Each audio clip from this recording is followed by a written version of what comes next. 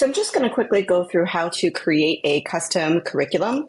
And I'm going to start here. This is the home page. From the home page, I'm just going to come up here and I'm going to go to login. My information is saved in here, and I'm going to log in. Once you log in, you're going to have this secondary toolbar up here, and you can go here to create new curriculum. Now, this should be fairly straightforward. There's only a couple of sections here to go ahead and create this curriculum. What I am going to do is, you can, if you know what you're doing already, start with a title, start with a grade level. If you already know what you would like to say, you can simply type the information in here of what it is that you would like to teach. In this example, though, I'm actually going to use this lesson plan generator. This is an AI integration. So this, you can see, you can type something like, write a lesson plan to teach sight words using magnetic letters and flashcards.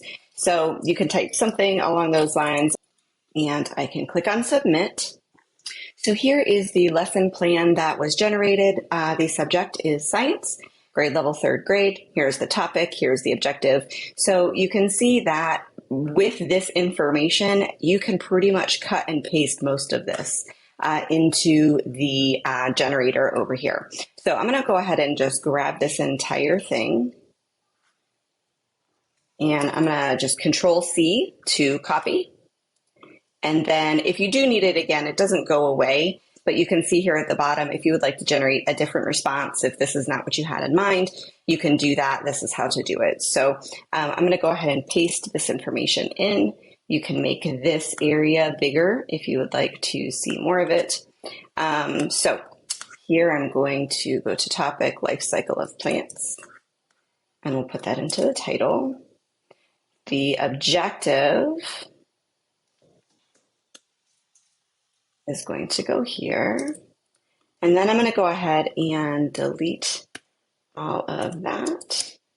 And this will be 3rd grade. Here are the materials. So I can say these into the materials down here. We'll say required. So I don't usually copy all of these. Chart paper and markers is something that is covered by the ESA anyway. So I'm just going to go ahead and delete that. Whiteboard and markers, same. We have that because we use that for a bunch of different lessons. Plant seeds are something that I wouldn't have around the house necessarily.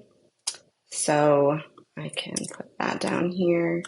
Soil, watering can, and planting pots. And then I can get rid of this information. And that brings me to the introduction. I'm going to make this just a little bit prettier, and I'm going to go ahead and put some headings in here. At the bottom, it will remind you, you can use heading H4.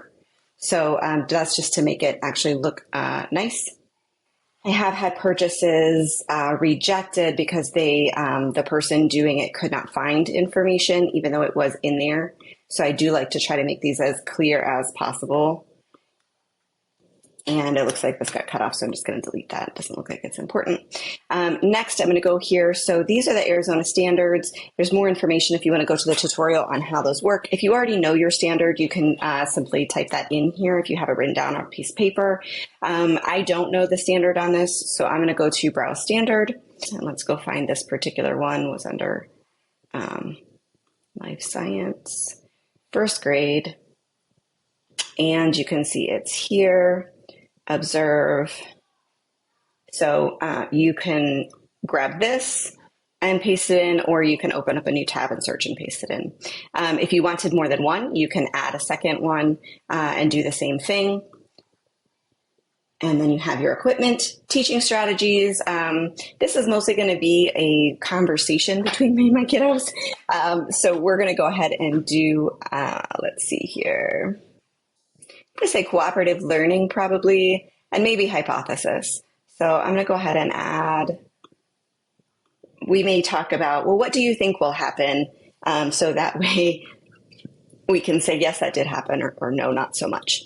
So we've got cooperative learning, and we've got hypothesis, we've got our materials, we've got our Arizona standard alignment there. And we've got all of our information. Oh, I'm going to go ahead and change this then to first grade. This would be first grade curriculum. So we have all of our information. I'm going to go ahead and submit this lesson plan.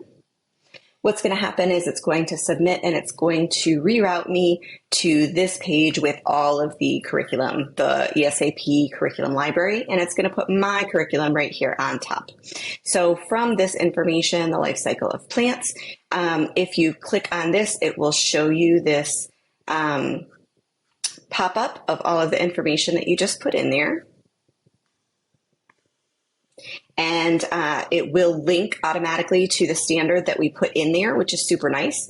So if you click on this later on, and if they had questioned where did you get this information, it will search for this standard, and you can get some more information about that particular standard and where it came from. And in order to do my submission, I'm going to click on this Open PDF, and it's going to open this PDF for me. It's going to have my materials, tell me whether it's required. It's going to have all of the information that the ESA, the Empowerment Scholarship of Arizona, has asked for recently.